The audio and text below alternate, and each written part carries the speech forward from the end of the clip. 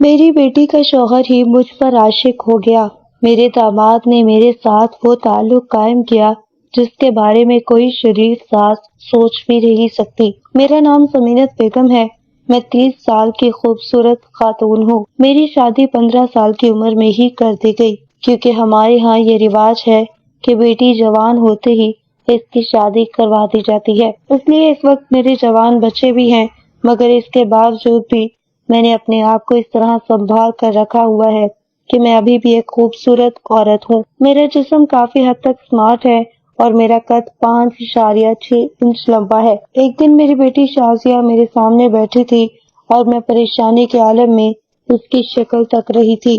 میری بچی کی آنکھوں میں آنسو تھے اور میں جانتی تھی کہ اس کا دل بہت چھوٹا سا ہے۔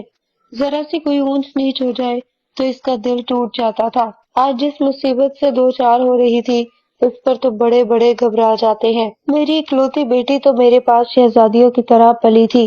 شازیہ کی شادی کو 3 ہی مہینے ہوئے تھے جب وسیم کا رشتہ شازیہ کے لیے آیا اور میں نے جبرائیل کو دیکھا تو حسین نے مجھ سے پہلی ہی نظر میں بھاگ گئے۔ باقی چہرے دیکھ پرکھ کر میری میاں اور دیوروں نے بھی کر لی تھی اور ہر طرح مطمئن تھے، لیکن میری نظر بھی اپنے داماد وسیم کے شرافت بھرے چہرے سے دھوکا کھا گئی۔ میں یہ نہیں جانتی تھی کہ وسیم کی نظر مجھ پر تھی اور وہ میرے پر نظر رکھتا تھا۔ میں اس کا اندازہ بھی نہیں لگا سکتی تھی۔ وسیم ایک ہینڈسم اور کثرت جسم کا مالک تھا اور ہر لحاظ سے میری بیٹی کا شوہر بننے کے لیے صحیح تھا۔ یوں صرف 3 ماہ سے نہیں، میری بیٹی شازیہ کی شادی وسیم سے شروع کر دی گئی۔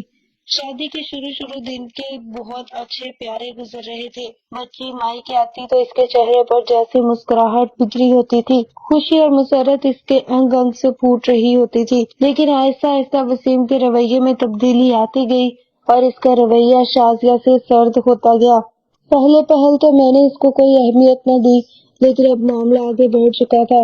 میں اپنی بیٹی کی آنکھوں میں آنسو برداشت نہیں کر سکتی تھی، سو میں نے وسیم سے بات کرنے کا فیصلہ کر لیا۔ آج دوپہر کو میں نے وسیم کو گھر بلوایا تھا، لیکن میں نہیں جانتی تھی کہ وسیم یعنی میرے داماد کی نیت مجھ پر خراب ہو چکی ہے۔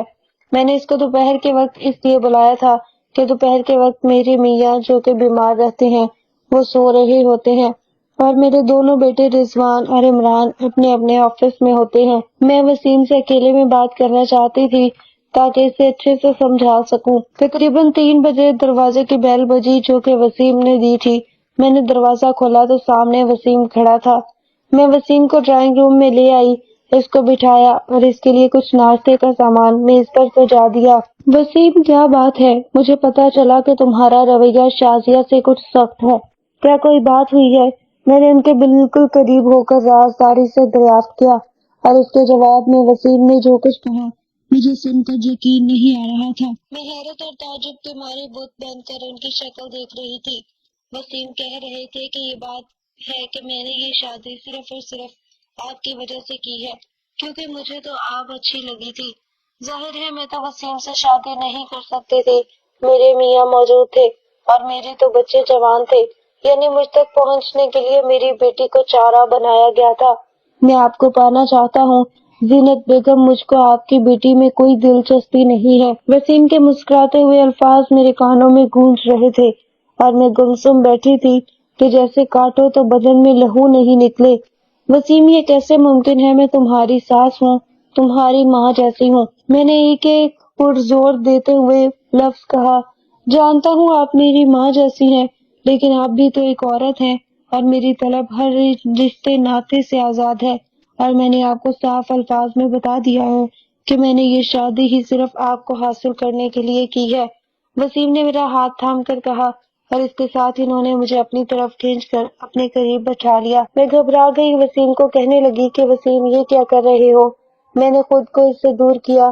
اگر آپ مجھے نہ ملی تو یاد رکھیے گا کہ میرا اور شازیہ کا تعلق ایسا ہی بہن بھائی جیسا رہے گا، اور اگر آپ میری بات مانیں گی تو میں شازیہ کی ہر خواہش پوری کروں گا، ورنہ اس کو ایسے ہی رکھوں گا۔